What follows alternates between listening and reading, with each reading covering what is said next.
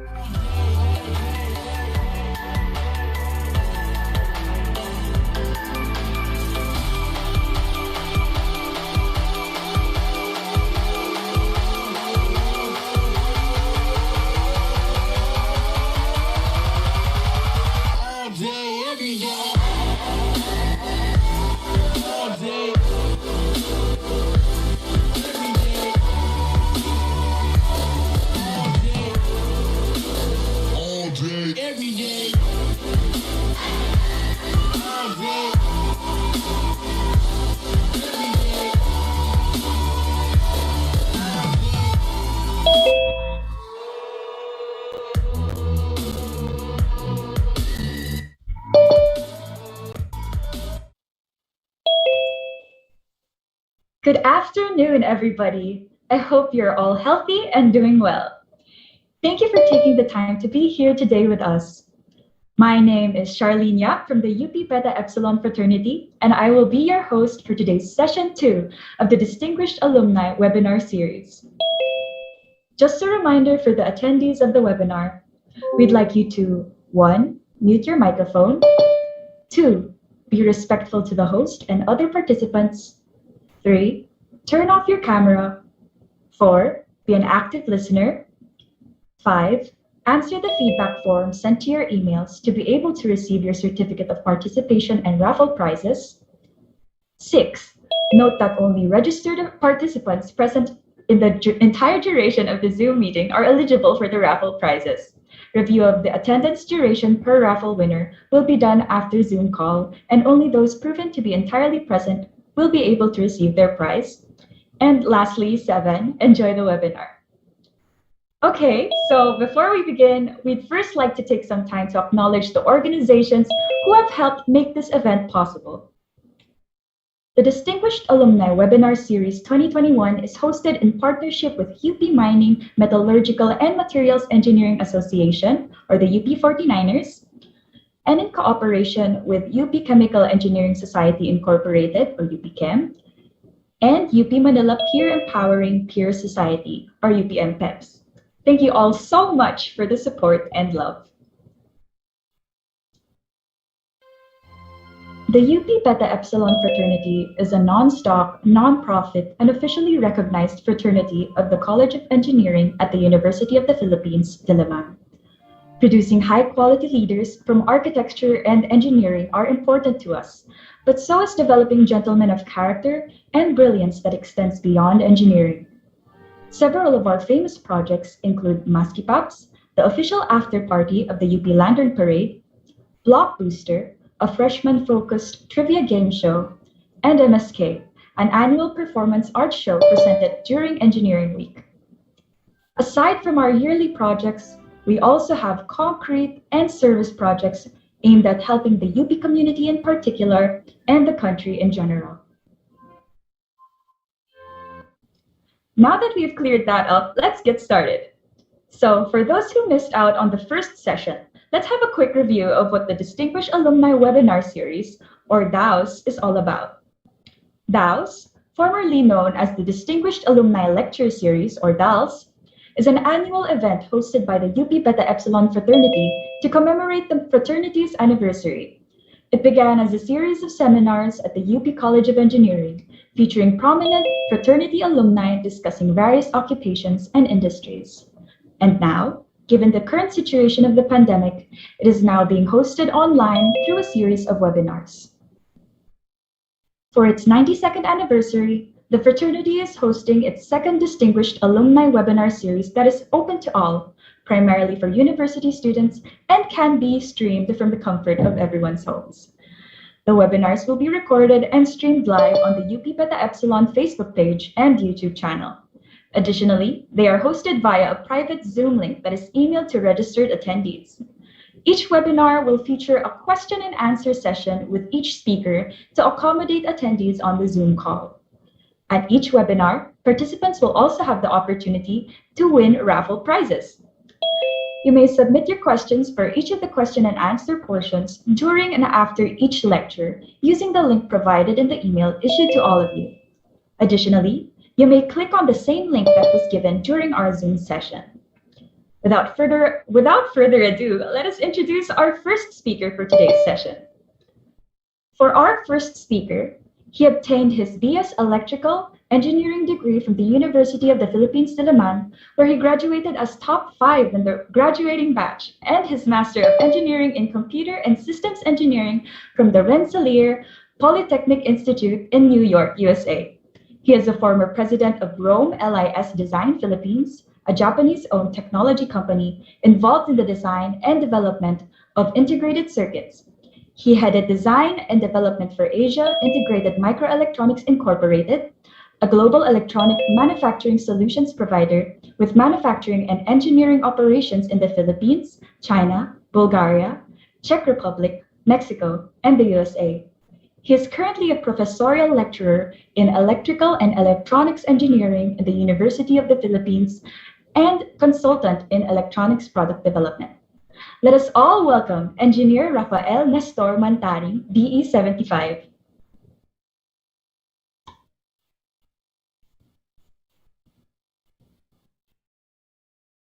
Am I online now?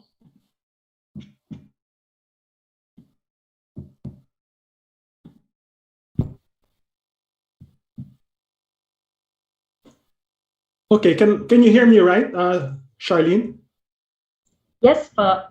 Okay, thank you very much. No, thank you very much, Charlene, for that introduction.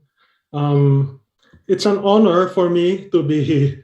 Well, first of all, thank you for inviting me to this webinar series. It's an honor for me to be considered a distinguished alumnus. I hope it has nothing to do with my age. No? I also hope that despite my age, I still manage to impart something to the listeners of this webinar. Okay, the topic I chose to talk about is what skills as engineers would you have to develop to complement the skills you learn in school so that you stay relevant as an engineer for a long time. I actually don't want to call this a lecture. No? I would rather you think of it as a sharing, because I did not pick up what I'm going to talk about in any book or in any course. No?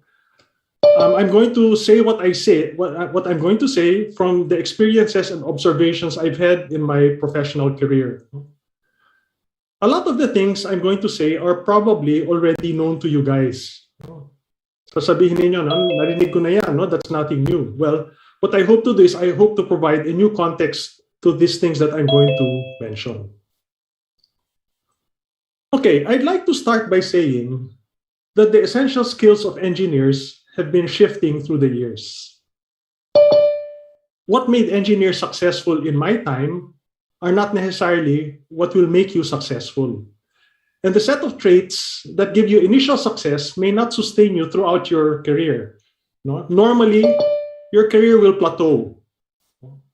You're going to be rising up, but at some point, it's going to plateau.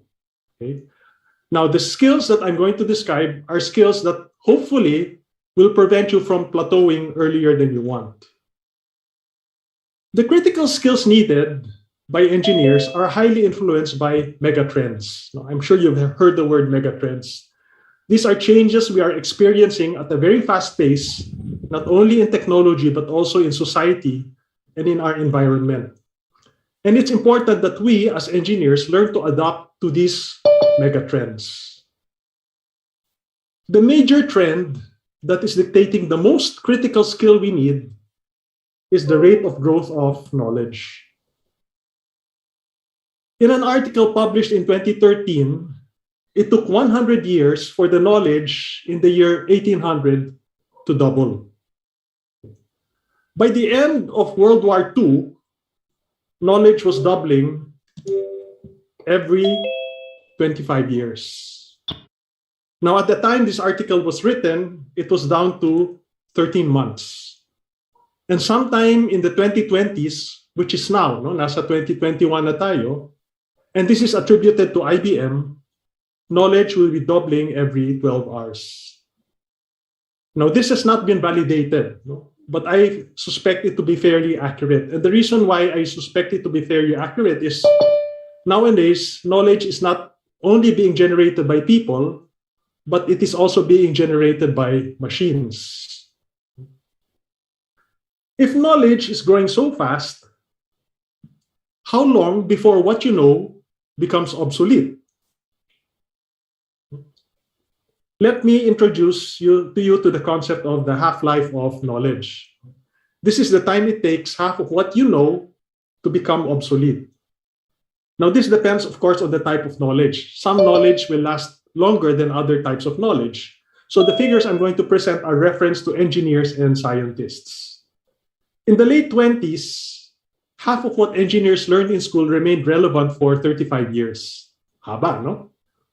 By 1960, it was down to 10 years. In 2008, a study involving computer professionals pegged it at 5 years. No? And this was due to rapid advances in information technology.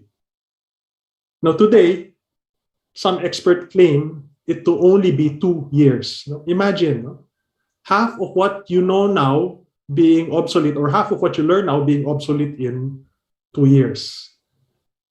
This brings me to the first critical skill needed, which I consider to be the mother of all skills needed, and that is to be a continuous learner.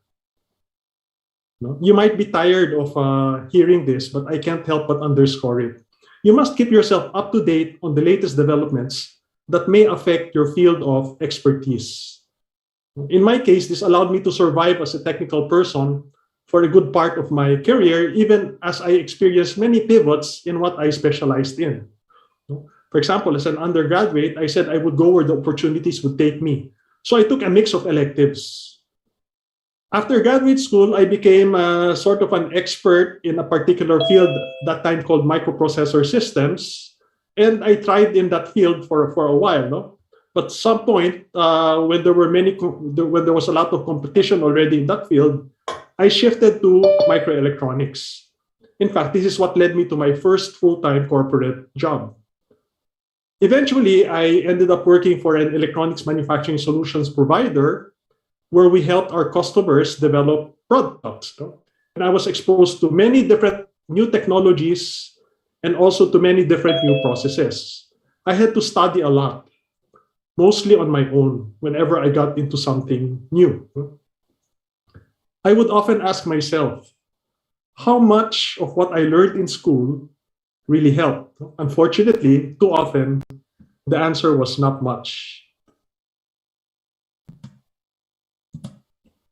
So if knowledge becomes obsolete so quickly, what's the point? What's the point of going to school, you might ask? In fact, some industry pioneers decided not to waste time finishing their college degrees. The likes of Steve Jobs, Michael Dell, Steve Wozniak. These were Silicon Valley pioneers. Now, for me, unless you are highly talented or are on the entrepreneurial track, I really wouldn't advise it. You still have to go to school. In my case, my UP education provided me that very important skill of learning how to learn. We all had to do we all had to make up for the shortcomings of the professors we had. We had professors that didn't know how to teach or that wouldn't even show up in class, and sa UP, bahala ka na sa buhay mo. No? You really had to learn how to learn on your own. But a very important reason for school is where you learn the basics. Even if new knowledge keeps superseding existing knowledge, the basics have not changed and continue to remain relevant. Basic knowledge never becomes obsolete. Yung integration ng 1920, yung pa rin yung integration ngayon. No? The ideal gas law is still the ideal gas law. If you're an electrical engineer, you know that KCL and KVL have not changed. No? So statics and dynamics, electromagnetics, thermodynamics, that is all a constant. So the tip I will give you is that you should know your basics very well. The pivots that I've had to make in my engineering life was made much easier by having a decent understanding of the basics in electrical and electronics engineering. And the advantage of knowing the basics is you don't have to memorize solutions to problems, not like what students from other schools do. When the problems become not the usual type of problem, you are better equipped to handle them. Okay, while the basics remain the same, the tools are constantly evolving. And that brings me to another essential skill. You have to keep yourself updated on available tools. Why? Tools enhance your productivity. When I entered the College of Engineering, and you can guess that from the time I graduated, we actually did our calculations using a slide rule. I'm willing to bet most of you have never even seen a slide rule. And we were doing this to solve our engineering problems. Fortunately, by the time I was fourth year, nagkaroon na ng 4-function calculator. So naging mas madali na yung buhay namin. No? And by the time I was about to graduate, the scientific calculator already became available. But boy, was it really expensive. I was able to buy a scientific calculator in my fifth year, and it was something like $200. Now, a 500 peso Casio calculator can do complex number calculations, can solve nonlinear equations, can perform matrix operations, can solve the roots of polynomials. Dami, ano?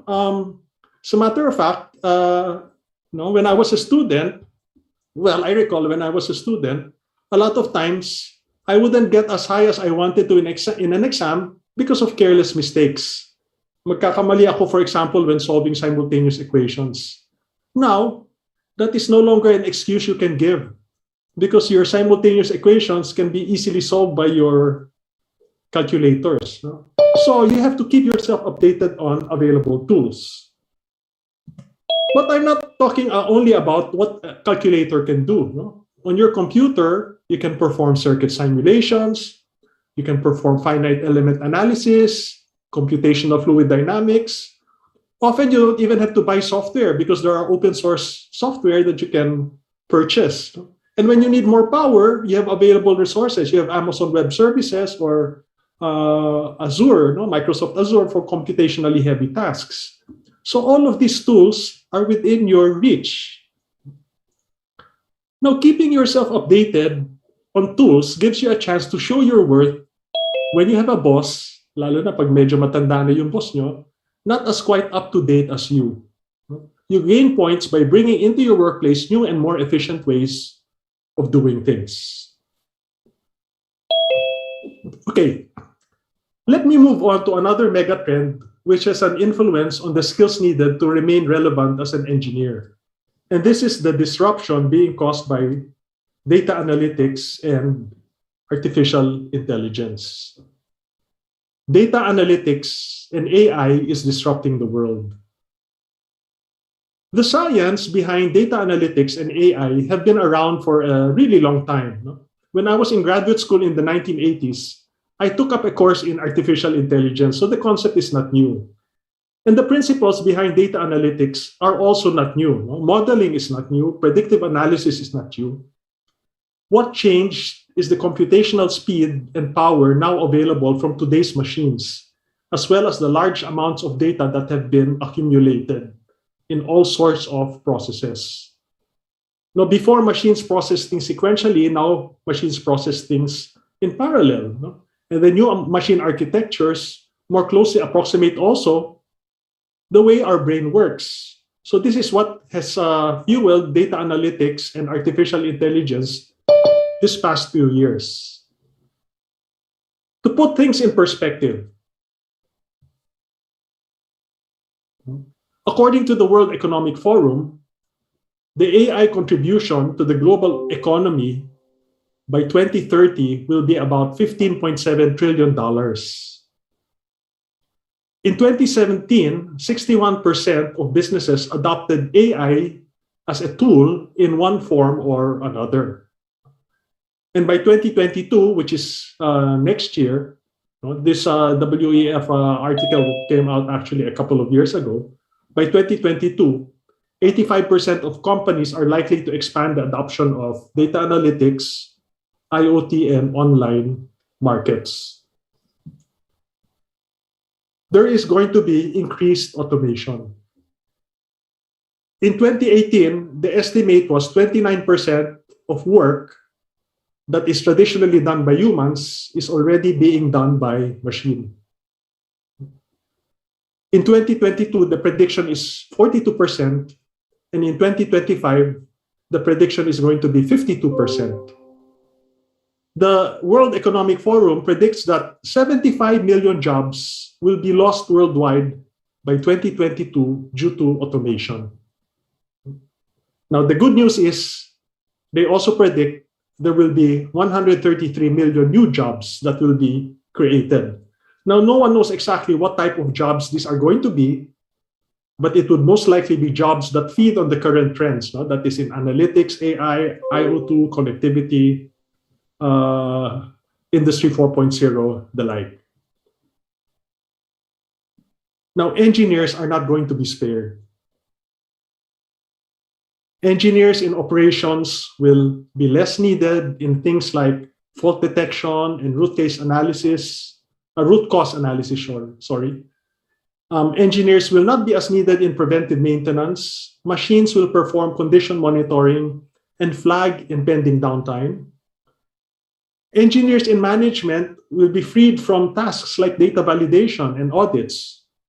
But more significantly, engineers in design and development will be replaced by machines.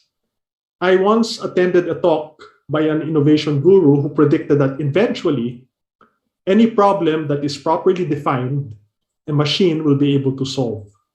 And that's already happening. Designing microchips, designing structures, bridges, buildings, developing systems, synthesizing materials. These are all jobs computers will eventually be able to do. Okay, so as engineers, how should one cope? How should we cope? Well, this is my tip. Develop competencies that will take a long time for computers to master. What are examples of these? What are examples of these competencies? Well, creativity and innovation. This is the ability to envision what will be needed by future scenarios, and see the possibilities of future trends, in future trends rather. Creativity and innovation. Apple is a company that has always put a premium on creativity and innovation. In fact, they treated their creatives more highly than they treated their engineers. At the time of Steve Jobs, the creatives were the gods of the company. Ang ginagawa ng mga creatives sa Apple, they would define the product, they would define its form and its function, and then they would throw this to engineering, and it bahala na yung engineering to implement. It was non-negotiable. This is what we want, you have to implement it. So that's how Apple came up with all of its innovations. In essence, the engineers were at the mercy of the creatives. Art is also something that a computer will have difficulty mastering. Actually, there already have been paintings and musical compositions created by computers, which experts were not able to distinguish as having not been created by a human. But being artistic is still something that can give you some competitive advantage. Critical thinking. Critical thinking, if I were to define critical thinking, it is the intellectual process of conceptualizing, applying, analyzing, synthesizing, or evaluating information through observation, experience, reflection, reasoning, and communication. Medyo ang habang na definition, but it is used as a guide to action. So the definition itself shows you how complex a process critical thinking is. Now, why is it hard for a machine to master? Well, the skills in critical thinking are what you call tacit skills. Tacit skills are skills that you cannot easily document. In other words, the process of critical thinking is not something you can easily put in a flow chart. And therefore, it will also be harder for machines to learn. Actually, machines are already learning how to do judgment. But usually, this is in a specific area of interest because you train it in a specific area of interest. It will take a long time for a machine to be able to do critical thinking in general. Finally, there is empathy and compassion. Empathy and compassion involve emotion. And emotion is something you really cannot teach because it is something felt. Now, why is empathy and compassion important? This is important because you use this in people management. This is a critical skill in people management. And I dread the time that we will be asked to report, or our boss will be a computer. I'm hoping that will be a long, long time from now. So that is empathy and compassion. Now, all of these things you should try to develop to complement your engineering skills. I'm not saying you replace your engineering skills, but to complement your engineering skills. Unfortunately, these are not addressed by courses you take up at the College of Engineering. So my tip is, if you are still a student, most of you probably are, explore electives at other colleges.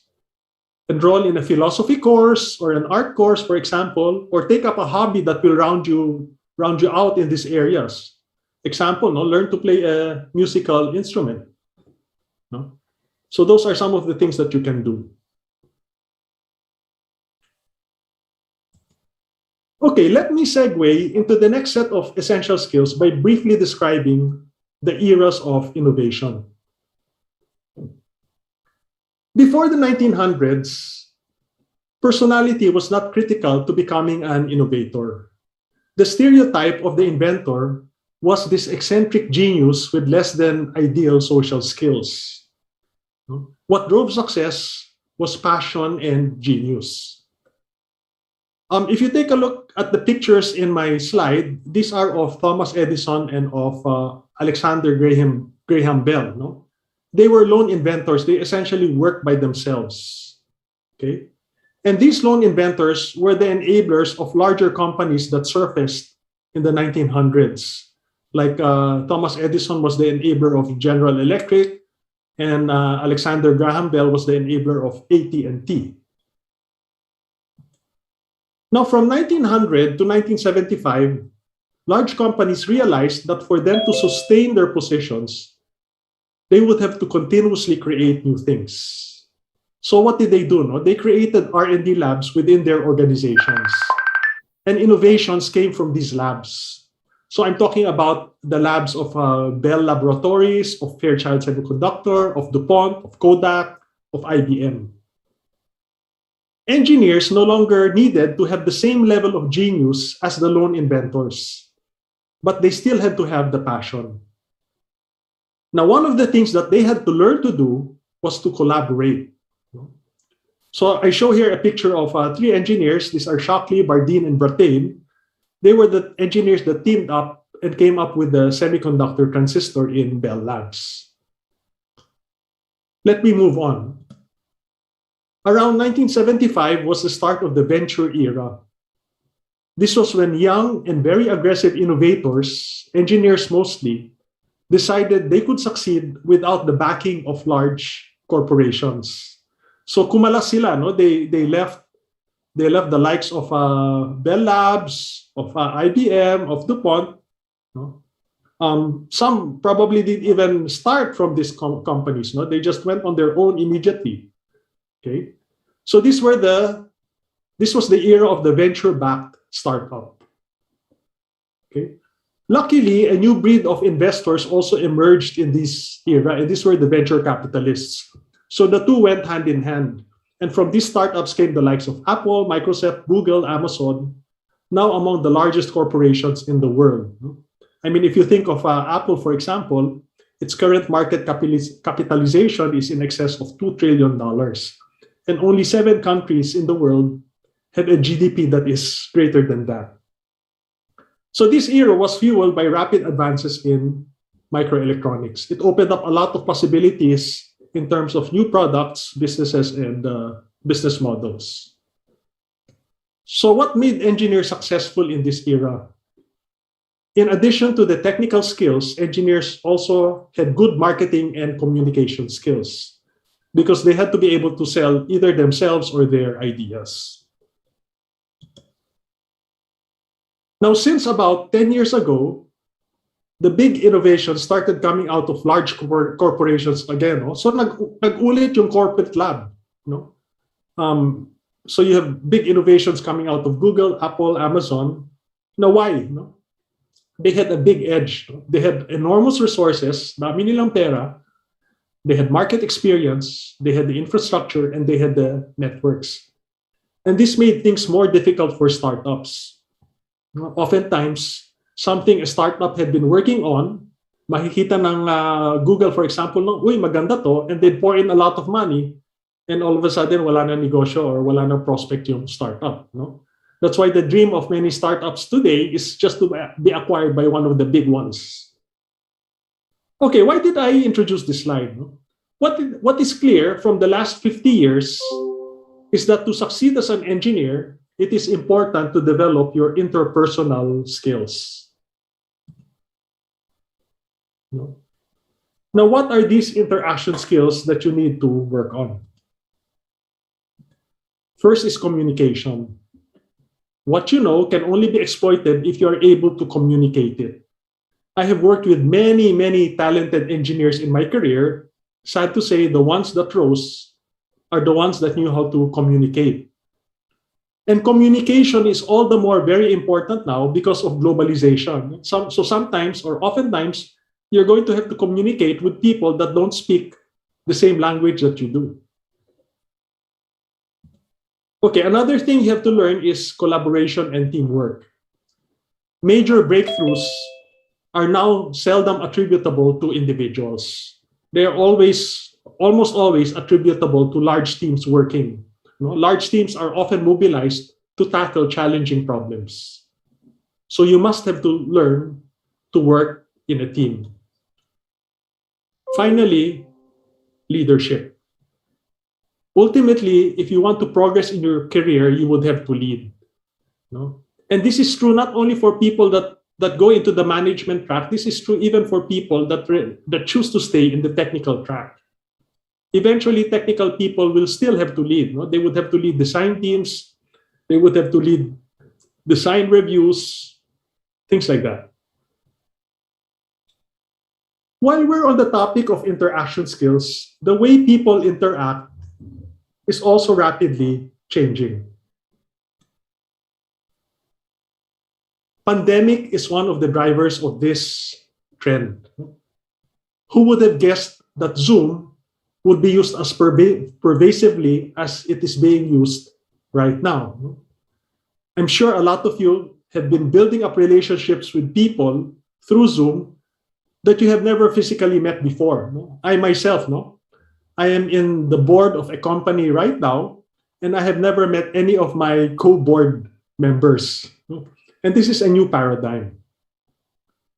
Okay, what I'd like to do is I'd like to share a video, a very, very short video with you of how interaction will be this is already happening now, but this is going to happen more and more pervasively in the future. I hope the audio comes out nicely. Connection is a spark that gives our lives meaning. It drives us to seek out others who feel the same way.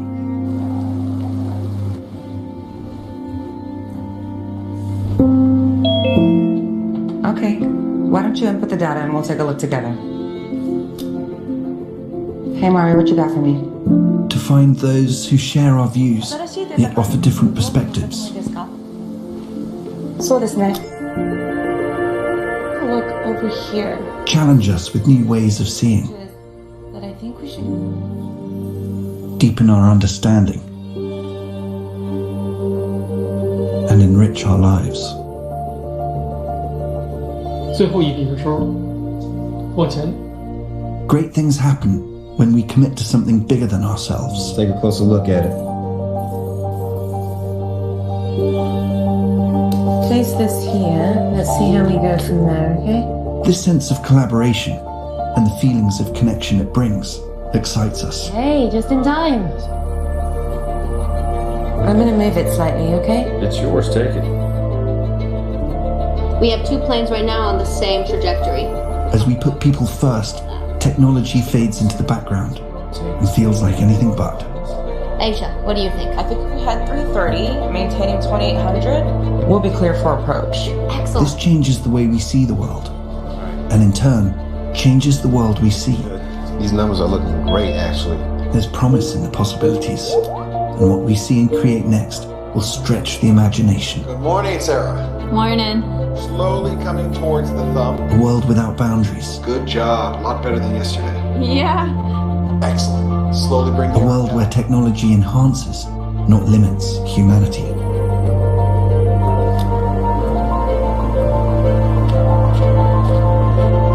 With people front, center, and in the spotlight.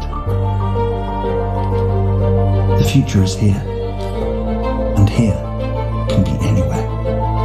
Introducing Microsoft Mesh.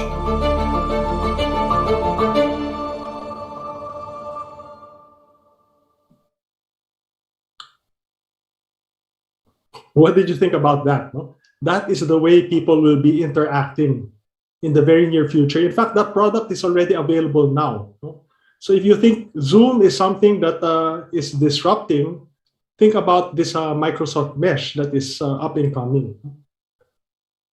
Okay, moving on.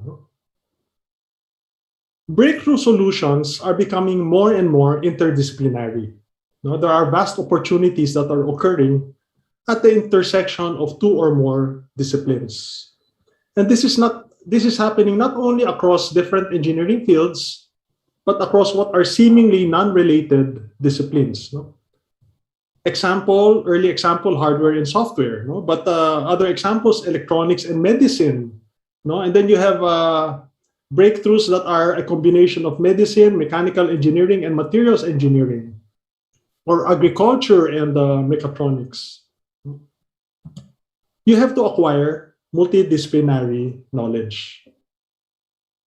In my own previous work, I realized the importance of having a multidisciplinary mindset, no? Because the problems my team encountered often were not only electronics related. No?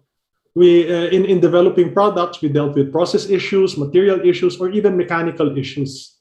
And it helped very much that you understood the nature of the problem, because not all solutions are straightforward. A lot of solutions require trade-offs. No? For example, a very difficult hardware problem might be solvable using software, or a very difficult mechanical problem might be solvable using materials engineering. Let me talk about generalists versus specialists. And there are pros and cons associated with each. So traditionally, engineers are either generalists or specialists. Generalists have access to a wider variety of work, no? But are limited in the complexity of problems that they can solve. No? On the other hand, specialists are focused on a single area, but are capable of solving complex problems. The emerging engineer is encouraged to be a T-shaped engineer. The emerging engineer is encouraged to develop cross-discipline expertise, but also develop deep discipline expertise in a particular area. So it's you have breadth, okay? You have breadth in a certain collection of disciplines, but you have depth in one specific area. So this provides you the best of both worlds. No? Provides you the flexibility of the generalist, yet you have the power of the specialist. It's amazing what can be done when various disciplines get together to solve a problem. And I'd like to give an example. I picked this up from a TED Talks video, a rather old video, but I like what it is illustrating. And this is astronomy-aided medical diagnostics. Okay?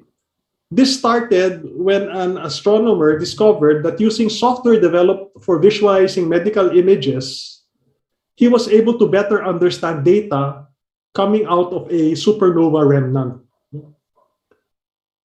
And it turned out there was a lot of similarity in the imaging requirements of both. In fact, he found out that the MRI machine and a radio telescope had a lot of similar functionalities. Okay, this led to a study which created a better understanding of the risk of a patient to a heart attack or stroke from a CT scan image. And this was using tools used in astronomy. And this also, there was also this discovery that by presenting the data in a different manner, not in typical medical fashion, they were able to increase the probability of finding high-risk regions in your heart's blood vessels from 39% to 91%. And the research effort involved astronomers, cardiologists, computer scientists, and computational physicists. So that's the power that you can create by bringing different fields of expertise together. Anyway, this is just for me to stress my point that interdisciplinary knowledge is important. Okay, finally, let me mention my last piece of advice. We can no longer dissociate technology from society. Technology has a profound effect on society, which in turn has become more complex because of technology. We have to be aware of how the things we do might affect the world out there.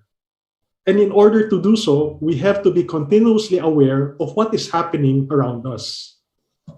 Thus, you have to be up to date in what is happening in the world.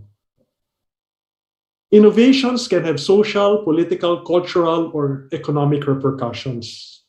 Who knew, for example, that social media would eventually be weaponized? Or who knew that the demand for rare earth metals that is needed by today's battery technology would create a proliferation of child labor, or that the growing demand for electronic devices would cause an increase in hazardous substances in our environment. These are things that we should be aware of, and we should always be working in the context of improving our environment, our society, and in governance. That's ESG: environment, society, and governance. Be up to date in what is happening in the world. Okay, at this point, I'd like to summarize my survival tips. What did I mention to you? You have to be a continuous learner. You have to have a solid understanding of the basics. You have to be up to date on available tools so that machines don't overtake you. Develop competencies that will take long for computers to master. Develop strong interpersonal skills. Acquire multidisciplinary knowledge, and be aware of what is happening in the world. If you follow these tips, I assure you, you will be successful in whatever you get into. Let me end by a quote from Charles Darwin: "It is not the strongest of the species that survive, but the one most responsive to change." So I hope I managed to provoke you into thinking of some of these things that I talked about. With that, thank you very much. Thank you, Brother Chicho, for that wonderful lecture.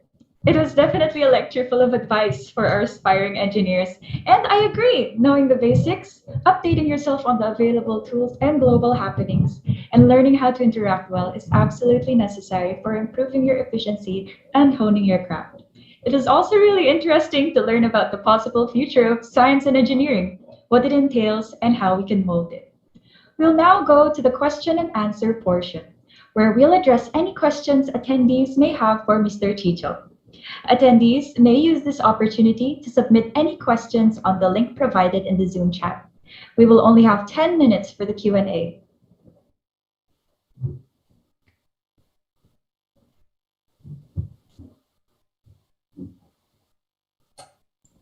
So let's see what questions our audience has given our speaker. For our first question, is there a particular field of engineering that will be more in demand in the future? Right now, yes. The field of engineering that is really highly in demand now are the fields that are related to the trends that I mentioned earlier. The trend that the trend that is the disruption that is being caused by data analytics and artificial intelligence. But there are also subfields that feed into that. So actually, it's really wide. If I were to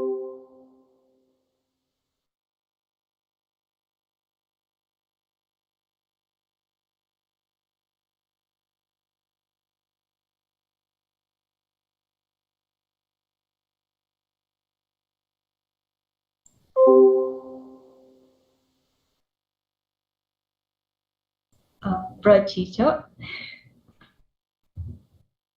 nagkaroon yata tayo ng technical difficulties. Let's wait for him to reconnect.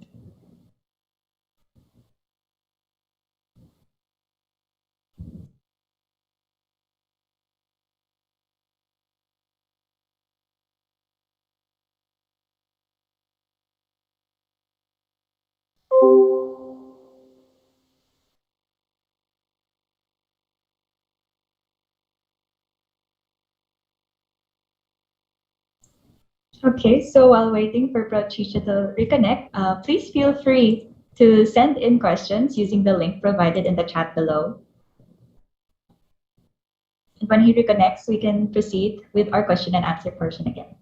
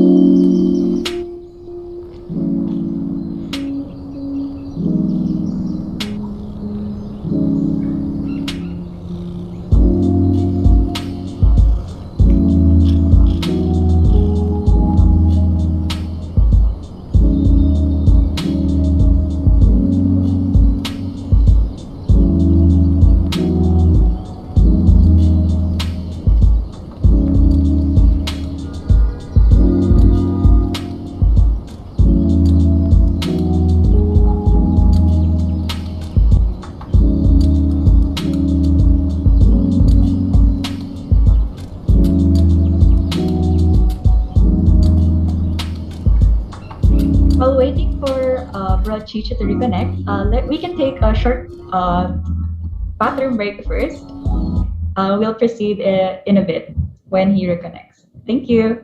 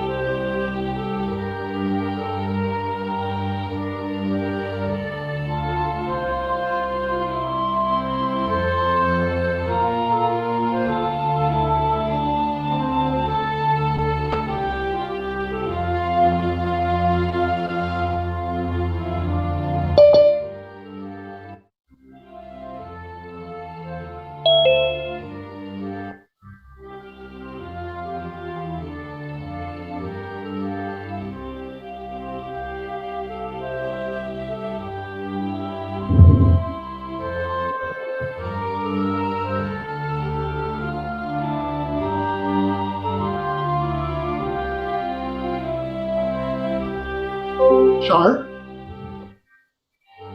Yes po. Yeah, we had a lightning storm here. I lost my I lost Yes. like a kidnap.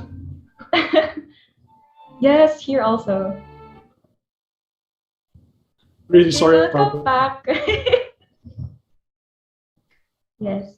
No, you stopped in the middle of the question, which is the question a while ago was, is there a particular field of engineering that will be more in demand in the future? Yeah, I'd like to answer that again. I don't think there's really one specific field that I'd like to mention. Because there are many fields that will feed into that scenario that I described earlier. That scenario that will be enabled by data analytics and AI. Computer science being one, electrical electronics engineering being the other, materials engineering. But all of the fields will somehow, in one way or another, contribute. But probably those are the fields that will be, quote unquote, the featured fields. But my advice is still, for you to try to develop multidisciplinary skills. In other words, even if, for example, you're an electrical or electronics engineer, you try to develop some level of expertise in other fields as well. Okay, thank you, Rod Chicha. For our next question, we have, due to the pandemic, the first batch of K-12 students will almost certainly graduate online. May I just ask whether this will have an effect on their ability to function as an engineer? If you ask me honestly, sad to say, I think yes. No. Because engineering is something that's very experiential. There are many types of learning. I'm sure some of you are familiar with that. Meron tinatawag nating kinesthetic learners, and most engineers are kinesthetic learners. They learn by doing, and somehow that's something that is being lost right now. Of course, advancements right now are trying to bridge that gap, but somehow it's really very different. From you doing things, for example, using a simulator rather than really getting your hands dirty and getting electrocuted, for example, in the lab, or having things explode in front of you. It's really a very different experience. So something will be lost, but hopefully, when these people start working in their jobs, they'll be able to catch up. I believe they'll be able to catch up. Thank you, Bro Chicha. For our next question, we have, do you see any major differences between students on your time and students nowadays in terms of skill and development? Very different. Like I also mentioned this in my talk. The students nowadays, I would consider them to be lucky, because they have all of these tools available for them to use. We didn't have the tools, So we were more hardcore, Whereas the students nowadays can really focus more really on the application side. So they're quite lucky in that, But of course, it's also a very complex world now. And before, like I said, before, we could survive, or we could thrive without having to have a personality. I think now that's practically impossible. You have to have both the technical skills and also the personality right now to thrive. And I think the students have been very good in coping with that. If I take a look at the students now and the students in my time, the students now have much better interaction skills than the students in my time. Okay, thank you again, Bro Chicha. For our next question, we have, what field of engineering do you think that automation would take over the most?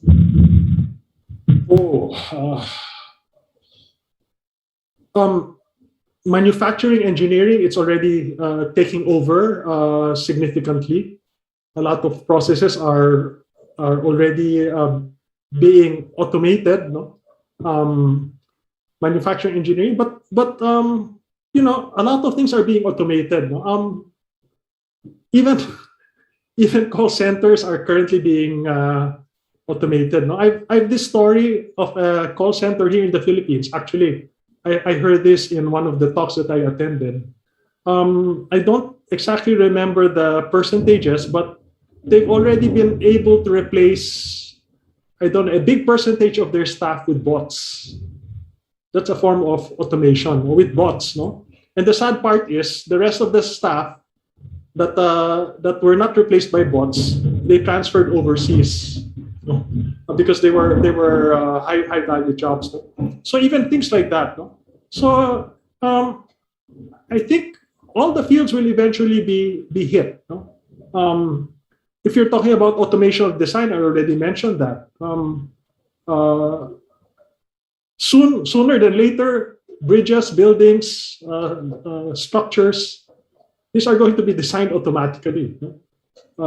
So I think it will most of it will be hit, I guess. Okay, thank you, Brad Chicha. For our next question, we have: due to the disruption, do you think specialization, which was once a core principle in the economy, would be affected? If so, do you think it would disrupt the economy as well? I don't know if I understand this question properly. You know,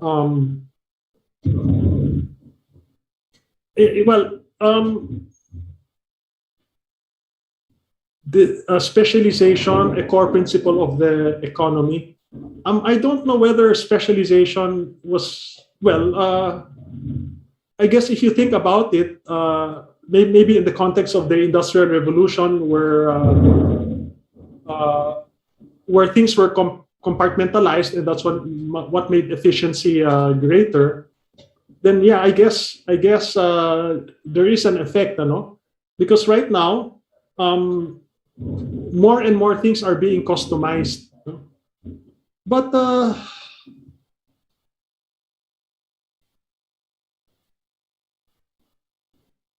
I don't really think specialization would be affected. No? If that is the question, I think there will always be a need to specialize. You know, because it's only by specialization that you can really solve the more difficult problems. Okay, thank you, Brad Chicho. Unfortunately, that's all the time we have for the question and answer portion. Thank you to our audience for sending all these questions. Once again, we appreciate you sharing your thoughts with us today, Brother Chicho. Additionally, I'm really sorry. You know, all of a sudden a lightning struck and electricity here disappeared and my internet got lost, and it took a while for it to come back. No, but I'm glad I was able to come back and at least answer some questions. Yes. So, additionally, we appreciate the participation of all the participants during the question and answer session. So now, as a token of appreciation for the lecture of our first speaker, Engineer Rafael Nestor Mantaring, we would like to award him with a certificate which reads, I quote, "The UP Beta Epsilon Fraternity presents this certificate of appreciation to Engineer Rafael Nestor V. Mantaring, BE 75, for sharing his valuable knowledge and expertise on the emerging engineering critical skills needed during the distinguished alumni webinar series held on August 21, 2021, signed by Jose Rafael Harlos, Rendel Para, and Sydney C., the 92nd anniversary chairman."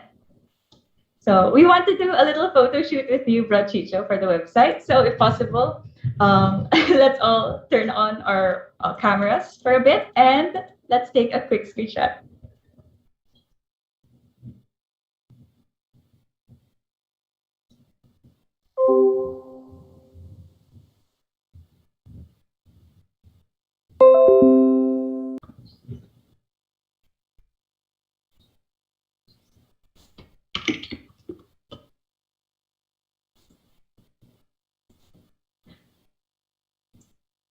Okay, so thank you again for taking the time to share your ideas today with us today, Brother Chicho. And thank you very much again for the invitation. It was really a pleasure. So We'll take a quick 5-minute coffee break before moving on to our next speaker to allow more people to join the session. You can also take use of this time to get some merienda to eat while you listen to our next intriguing speaker. In 5 minutes, we'll resume. See you 4:05 p.m., everyone.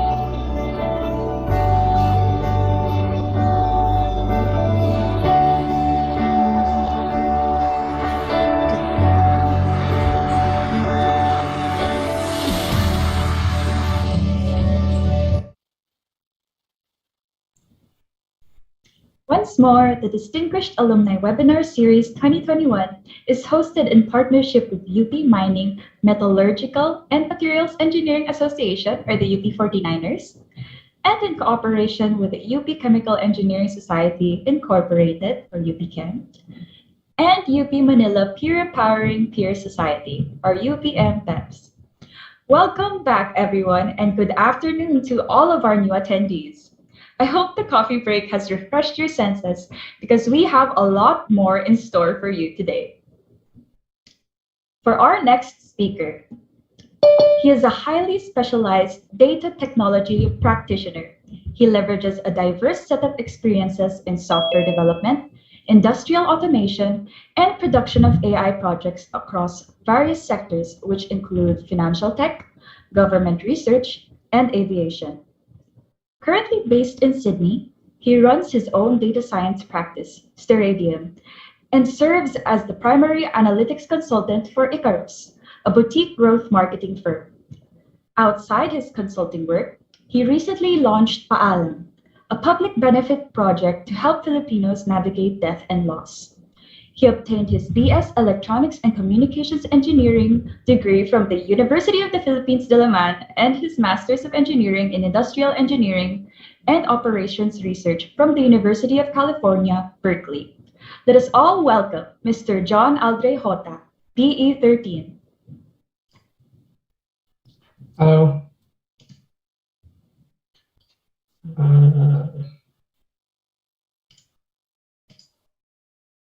That should work.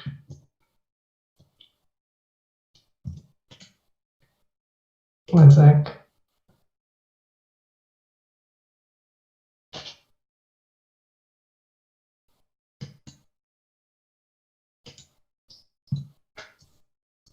Am I sharing my screen now?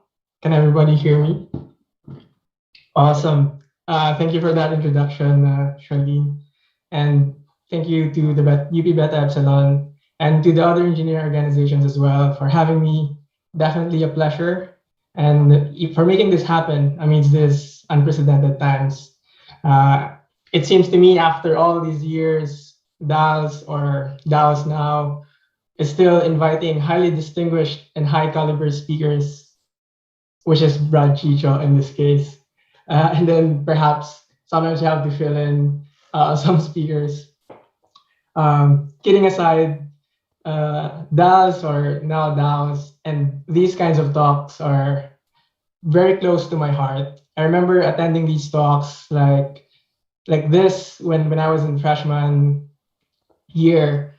My student number actually starts with 2011, so it's been a decade ago now.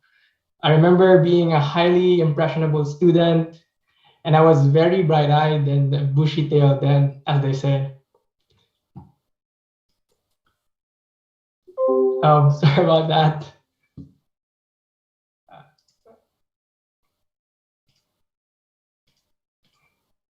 One sec.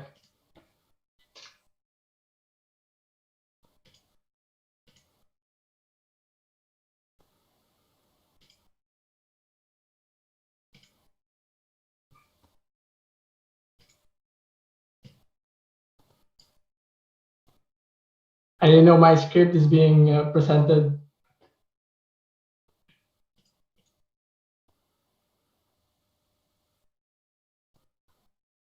One sec.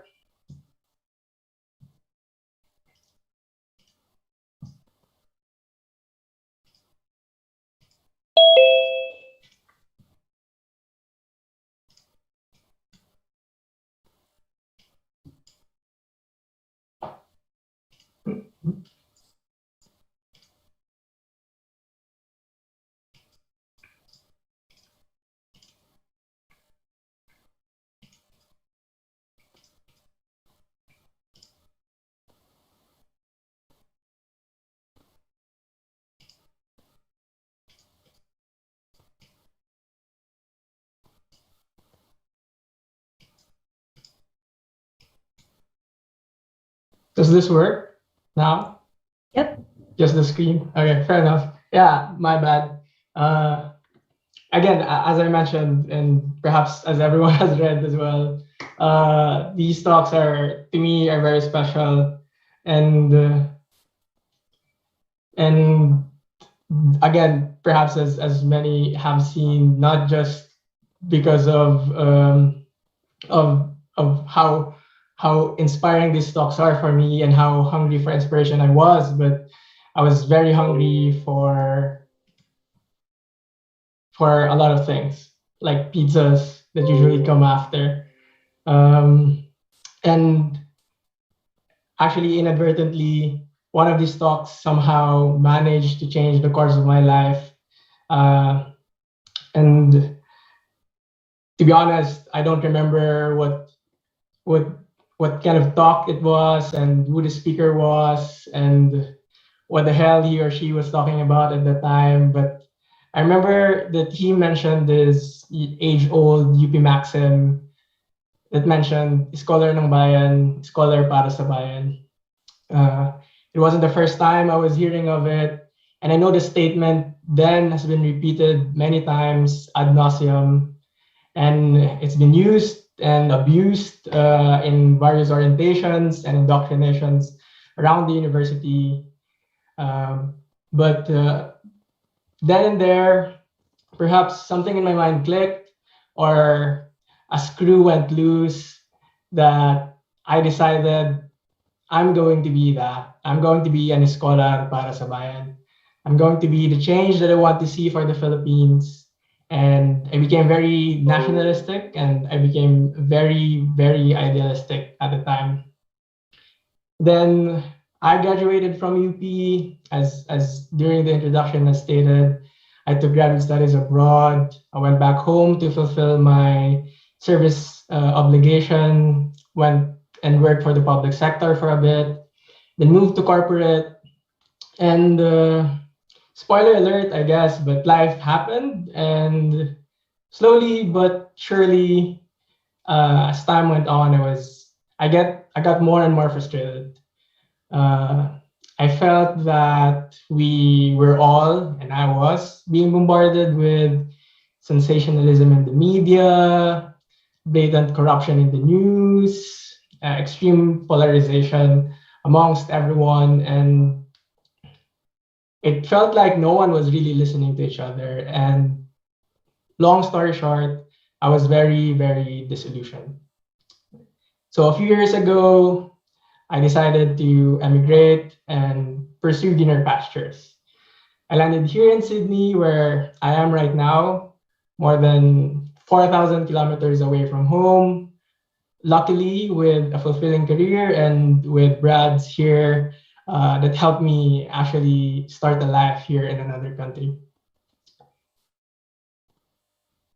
I was under the impression that my troubles are actually now would slowly but surely disappear.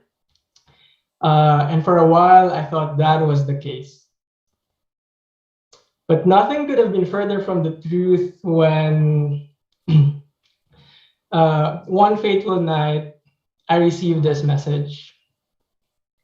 And the morning after I received this message, my family was dealt by fate with a two-hit blow.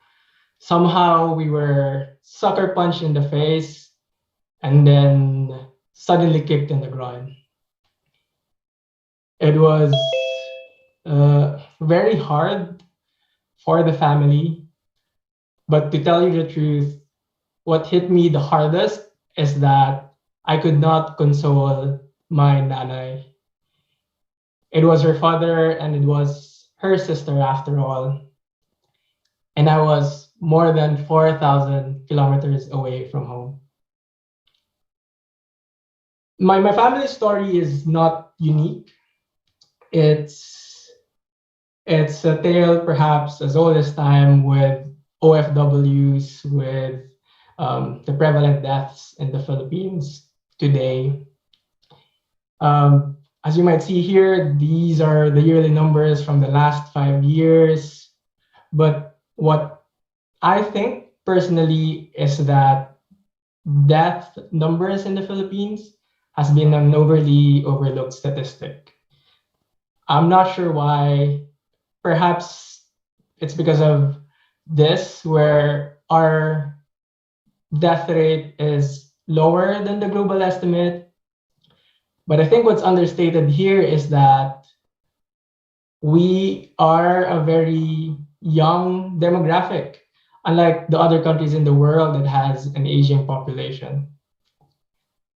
But regardless of its relative value, I feel that we shouldn't just look at each pixel in this bar as one life lost to COVID, or life lost to diabetes, or to extrajudicial killing. We should actually look at each life lost as tens, if not hundreds, of family members, friends, classmates, colleagues, office mates that are experiencing the loss of a loved one or grieving. I think that when you have to think like that, and we know that the numbers are larger than what we see, I started to think as an engineer that I am trained to solve problems, that I should try to think of something and think of how to help. From more than 4,000 kilometers away, I doubt I could actually reduce the number of lives that we're losing each day. But perhaps where I could help is alleviate or improve the quality of life of the people who remain, who are still with us today.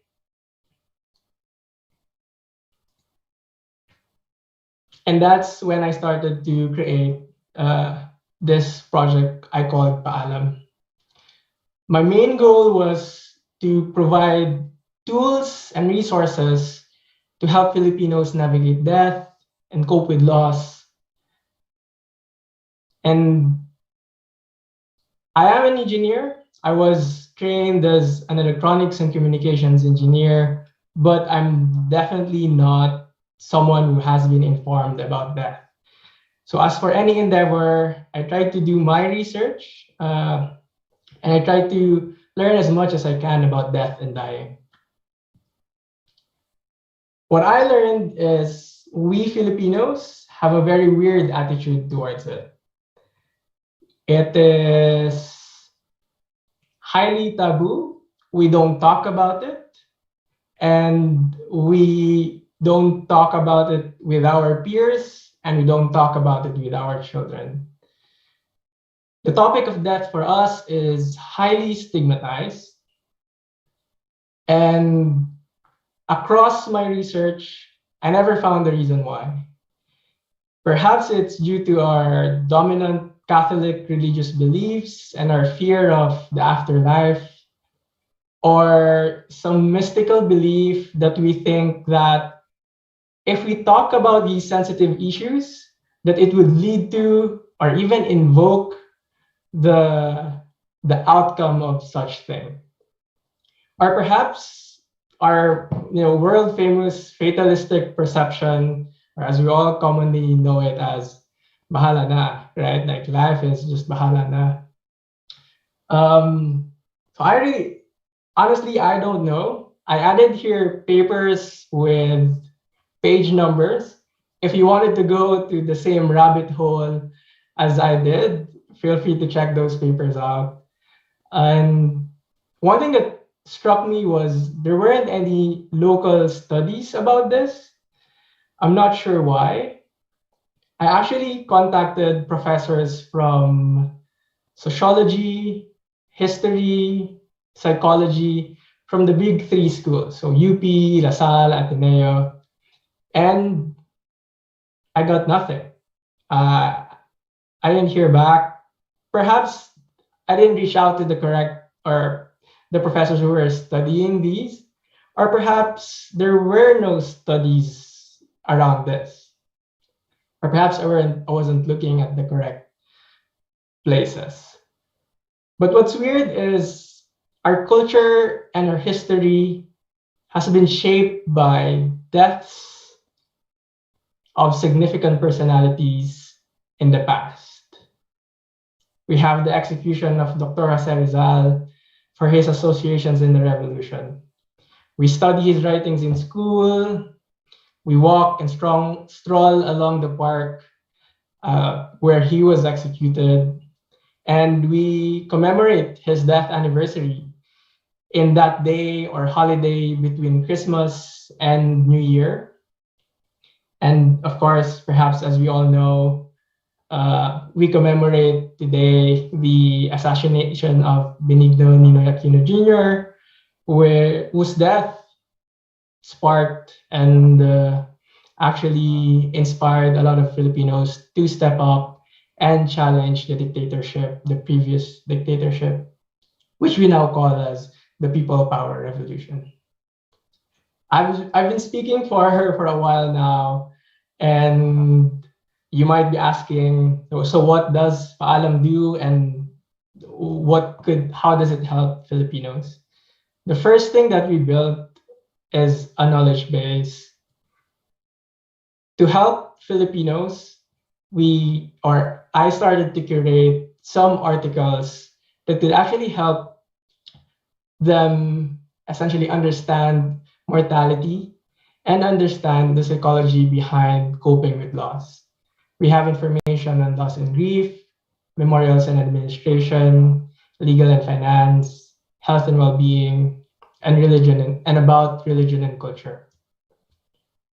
Some of our articles, if you visit on the website today, you will see some articles about, an example would be coping with miscarriage. We have a lot of infant deaths in the Philippines. We also have an article for coping after a loss of a sibling and supporting bereaved children. So how would you essentially talk to your children about death and even about pet death? Perhaps in the future, we'll have more articles about plant death for the plantito and plantitas out there.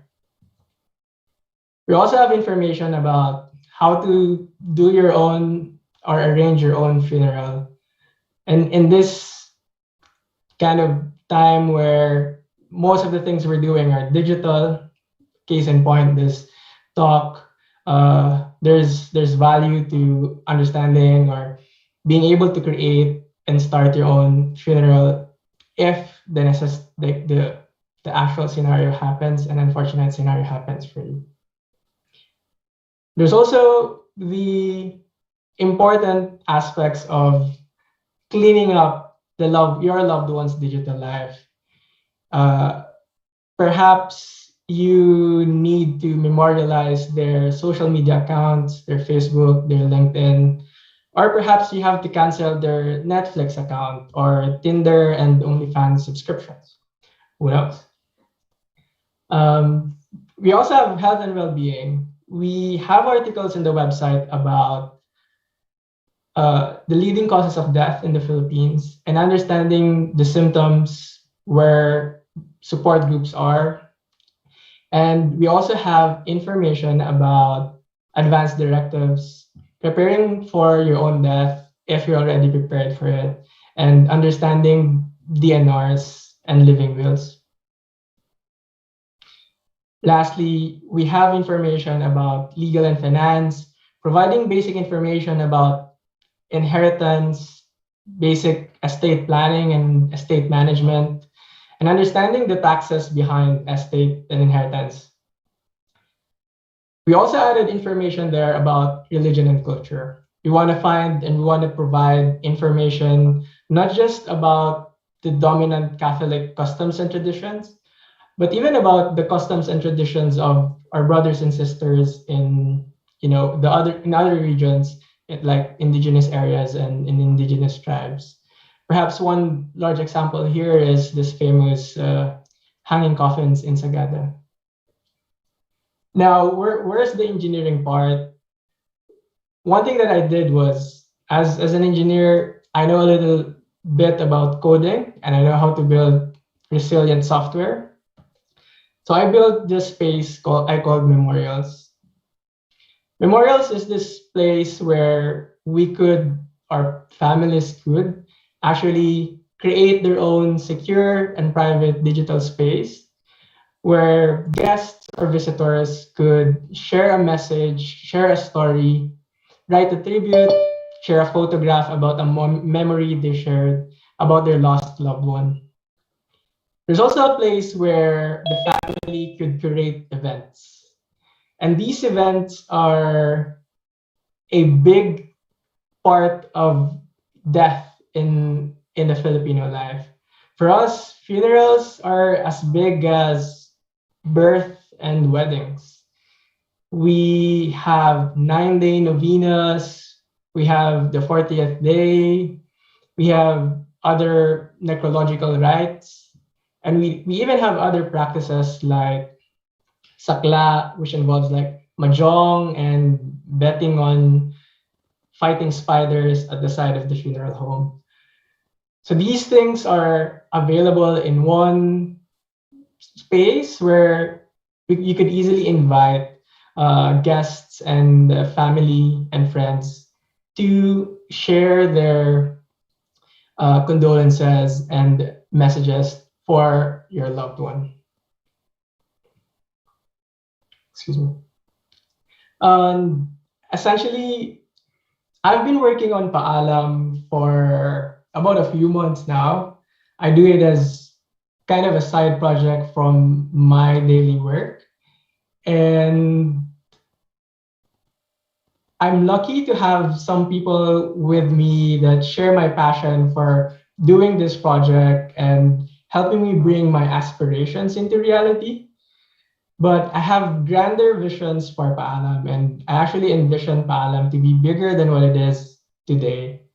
In the future, I want to write and see more articles with more practical advice. I want to build more partnerships with funeral homes, with memorial service providers and other local businesses.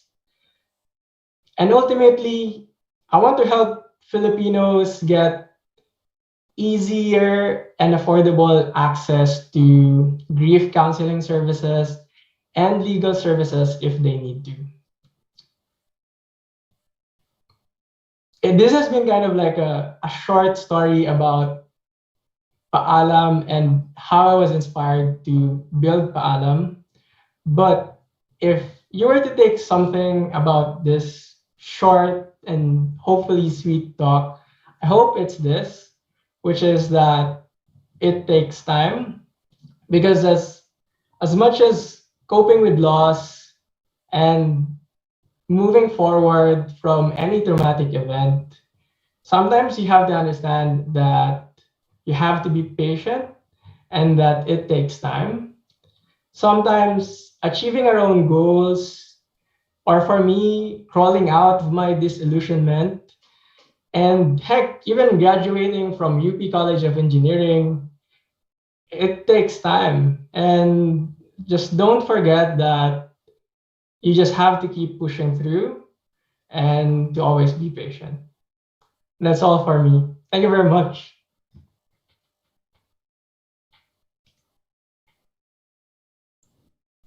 Thank you so much for that warmful and encouraging talk about engineering solutions on coping with loss for the Filipinos.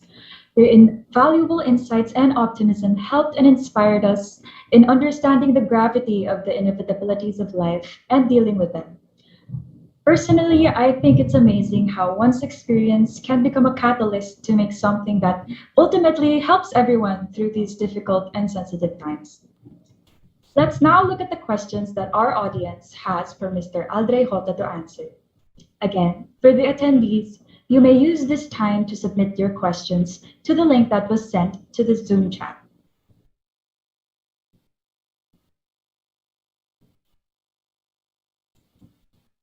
Let's see what questions our audience has given our speaker. For our first question, when should I see a counselor or psychologist if I'm struggling with grief? I would like to say that I'm definitely not the best person to say when it is, But from what I've learned and from what I've actually gained from just reading a lot about grief is that it's your choice. No one can tell you when you are ready, and no one can tell you when specific things should happen. There's no 5 stages of grief that you have to go through. There's no denial, anger, bargaining, depression, acceptance. It's really up to you. When you feel like you're ready to see a counselor or a psychologist, that's the time when you go for it. Thank you, Bro Aldre. For our next question, when will things get back to normal after the death of a loved one? Perhaps there is no back to normal. Similar to how they talk about we encountered COVID and everything in our lives changed. When you lose someone, everything in your life will also change because it really there's now a space there where someone is previously feeling. Perhaps you see something funny and you just think of that person, but they're no longer available for you. And what I have to say there is that I think that it's not about going back to normal. It's about moving forward with um, the loss of that loved one. Thank you, thank you, Bro Aldre. Our next question is, how do I show support to the family who's been dealing with grief? I think this is a very good question. And I have to say that as someone who has experienced kind of grief, to be honest, words will never mend a heartache.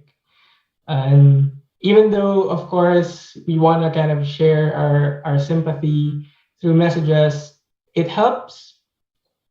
But one thing that I would actually advise is there are more practical advice or like kind of things to do to support someone who has been dealing with grief. Perhaps you could just go ahead and help them with something that they need to do or accomplish. These are just some very practical tips. I'm not saying this is kind of the one solution, but perhaps they need some help on, perhaps managing their lawn, or perhaps you could send ready to cook or ready to heat meals to kind of alleviate some of the time where they would spend cooking, for example. Essentially,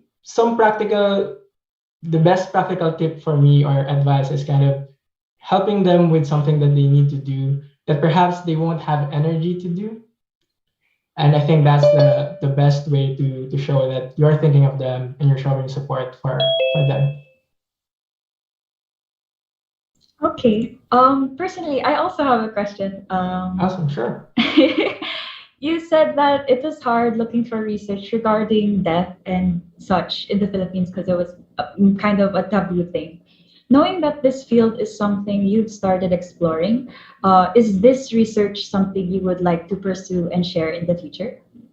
Of course. I think if more people would actually visit the website, and perhaps once we see more traction, one thing that I'm thinking of is to start providing engagement surveys or just general surveys about the public. We want to understand how Filipinos would like to actually deal with their own deaths. For example, like, can we start conversation about understanding where do Filipinos want to die? Do they want to die in hospitals? Do they want to die in the comfort of their own homes? Are they all right with hospice care or palliative care, for example?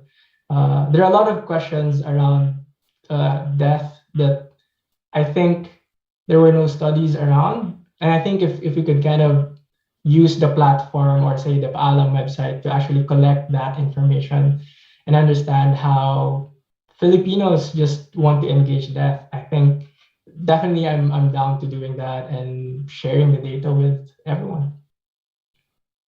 Thank you, Brad Aldre. I think we have another question. I have seen opinions regarding death being celebrated the way we do with birth, as they see death as a normal stage in life. What do you think about this? I think it should be normalized. And that, again, this is my personal view of it. My personal view in this is we should treat death as, yes, as a stage in our life that we experience. It's an experience. And we should normalize death. We should discuss more about how we want to die. We should tell our family how we want to die, because through discussions, those are the only ways those wishes would be respected once we're gone, for example. And yeah, I think it should be normalized more. Okay, thank you, Brad Aldre. We will proceed now. Okay. We have one more question, which is, what motivated you to start Paala?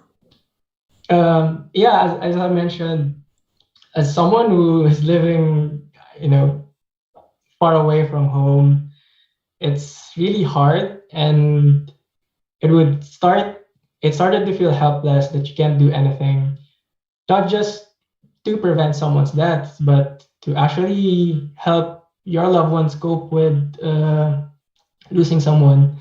And in my own mental model, I thought something like this could actually perhaps prevent another son being worried about their nanay. And that's how I hope we could have, right? Because definitely there are a lot of OFWs for around the world, and perhaps this is more common than we just don't know. Thank you, Brad Aldre. I think that was our last question. Once again, we appreciate you sharing your thoughts with us today, Brad Aldre. Moreover, we appreciate the participation of all participants during the question and answer session. Now, as a token of appreciation for the lecture of our second speaker, Mr. John Aldre, we would like to award him with a certificate which reads, I quote, "The UP Beta Epsilon Fraternity presents this certificate of appreciation to Engineer John Aldre P. Jota, BE 13, for sharing his valuable knowledge and expertise on Death and Dying, Engineering Solutions for Filipinos during the Distinguished Alumni Webinar Series held on August 21, 2021. Signed by Jose Rafael Harlos, Rendel Para, and Sydney C., the 92nd Anniversary Co-Chairman. So we want to do a little photo shoot with you, Brad Aldre, for the website. So if it's okay with you, we would like you to turn on your camera for a bit, and we will take a quick screenshot.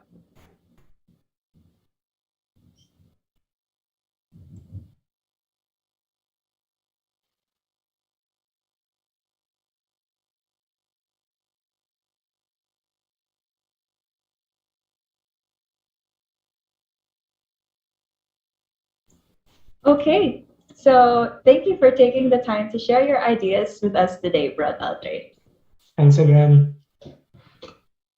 Let us now move on to our final and most anticipated segment, the raffle giveaways. Only registered participants who were present for the entire duration of the Zoom call since the start of the first speaker's lecture are eligible for the drawing, as stated in the email given to each of you. Review of the attendance duration per raffle winner will be done after the Zoom call, and only those proven to be entirely present will be able to receive their prize. So as our moderators are preparing for the raffle, let us know who of the participants are excited to win the prizes. Feel free to use our Zoom chat box and comment down on who you think would win the raffle.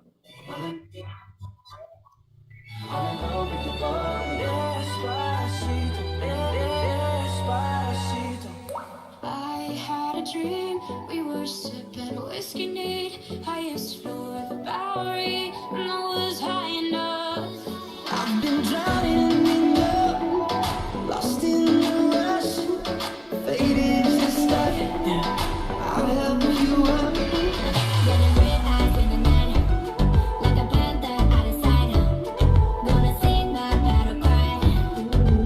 Okay, now our moderators have gathered the names of these individuals in the hopes of being the lucky winners. Are you ready? Let us know who's excited to win and confident to claim their prize by using our Zoom emoji reacts.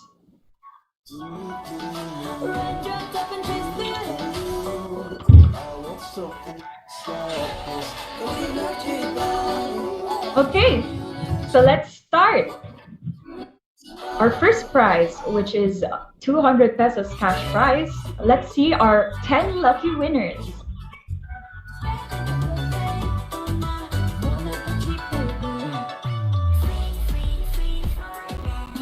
All right, so our 10 lucky winners of 200 pesos are May Gonzalez, Joy May Ogayon, Leonard Estenido, Jika Angel Bondok, Veronica Magtoto, Joyce Tasigan, Mark J. Gregorio, John Ribo Santos, Matipa Punev, and Christine Miraflores.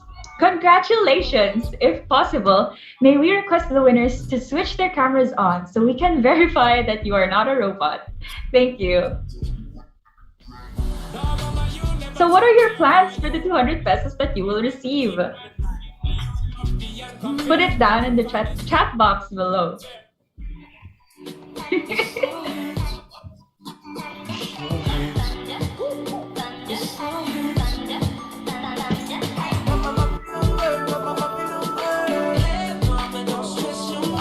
Okay.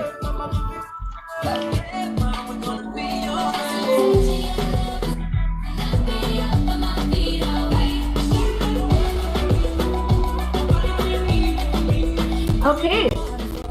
So, again, congratulations to our winners of the 200 peso cash prize. For those attendees whose names are not yet called, don't fret just yet. If 200 pesos cash isn't enough for you, how about a quintuple of that? Let's see which fortunate attendee will claim our next prize, 1,000 pesos. Without further ado, let's get right into it. The fortunate manlilibre of today's session is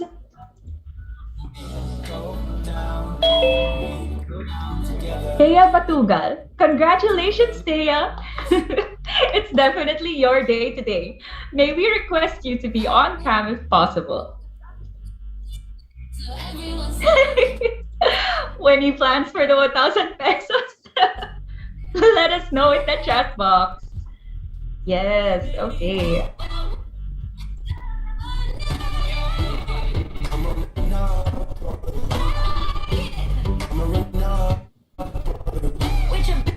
Okay, so the fight for the prize is not over yet, attendees. Maybe your luck will double up, as we also double up the previous 1,000 peso prize to 2,000 pesos. So let's get it started. I wonder who will have the mythical Midas touch and get the 2,000 pesos. Count down from 3, and we'll reveal the name of the fortunate participant who will get the prize. 3, 2, 1.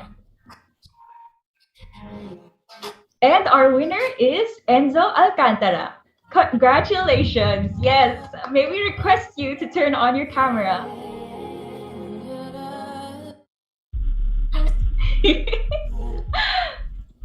Yes, manlilibre na yan. Yes. Okay.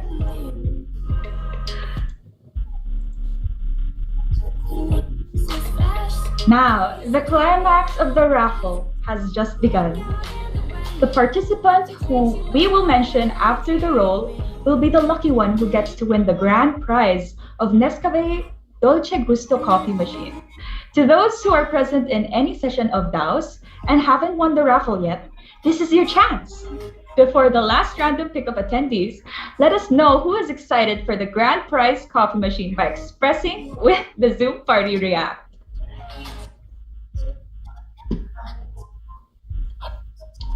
Yes, okay. Now that everyone's hyped up, join me as I count down from 5, 4, 3, 2, 1.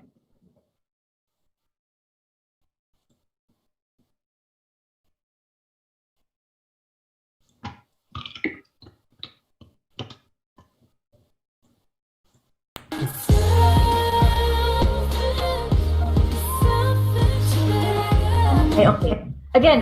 Let's count down again.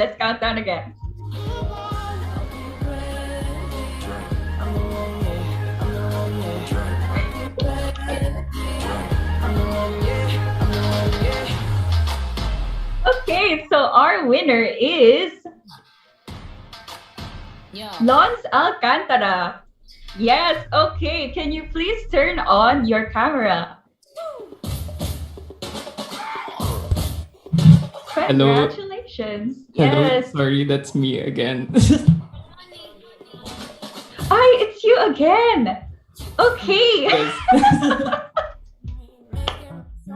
Okay. We will pick again. So, isa pa. Let's count down. 3, 2, 1. Okay. So, the winner of our coffee machine is Jonas Angelo Abadilla. Congratulations, Jonas! Congratulations for being the luckiest of the lucky participants. And you'll be receiving the Nescafe Dolce Custom Coffee Machine. If possible, may we also request you to turn on your camera. Thank you and congratulations again.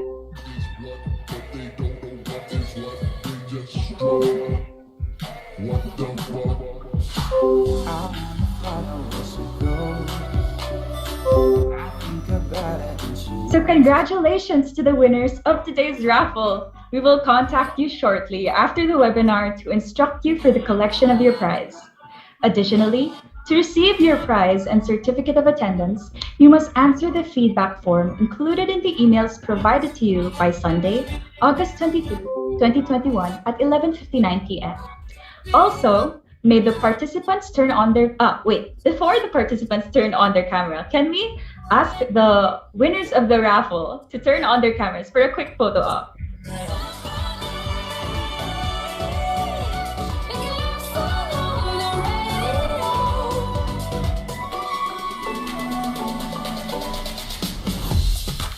You know, young rich nigga, you got a whole lot of new money though.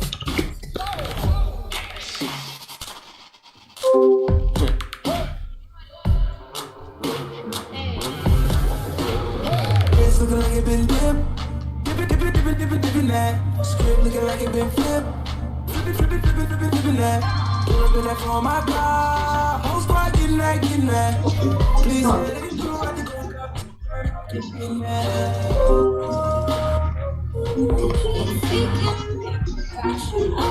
Okay, so now can everyone turn on their cameras for a quick photo op?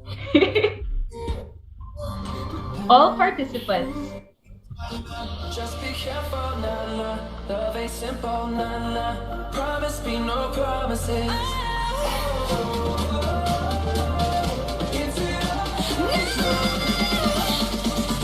Darling, just hold on. Purpose, kissing strangers.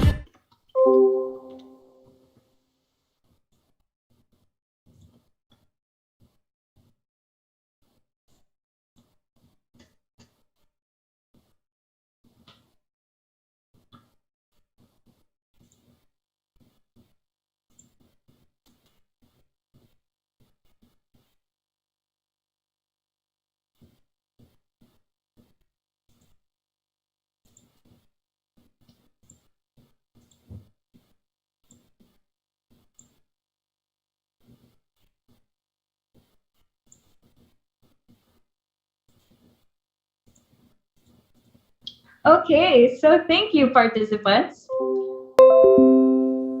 The Distinguished Alumni webinar series for today has now formally come to a conclusion. We would like to thank the following sponsors for making this happen.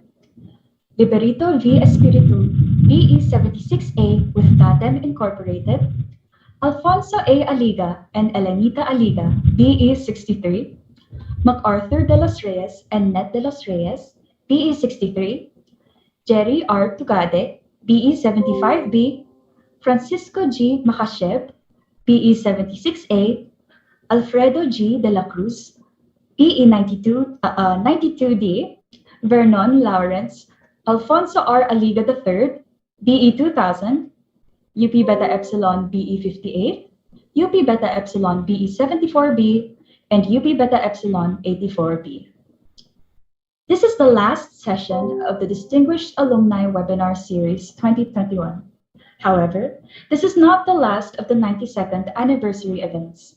Please stay tuned in our FB page as we launch our virtual exhibit and service project for this year. Make sure to attend our virtual exhibit launch to not miss another raffle round for a second chance of winning prizes.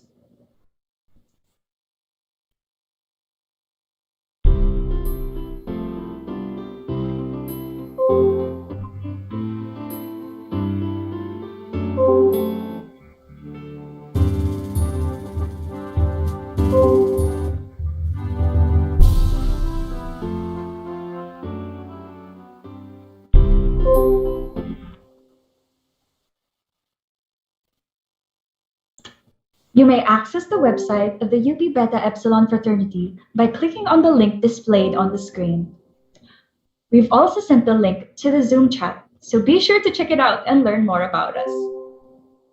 Finally, we would like to thank our partner, UP Mining Metallurgical and Materials Engineering Association, or the UP 49ers, in cooperation with UP Chemical Engineering Society, or UP Chem, and UP Manila Peer Empowering Peer Society, or UP MPEPS. Again, my name is Charlene Yap, and on behalf of the UP Beta Epsilon Fraternity, this was Session 2 of the Distinguished Alumni Webinar Series. Don't forget to like and follow our Facebook page, UP Beta Epsilon Fraternity, by visiting the link shown on the screen or by clicking the link in the Zoom chat. We hope to see you all again in our future events, and we appreciate everyone for attending. Stay healthy and have a great weekend. Thank you.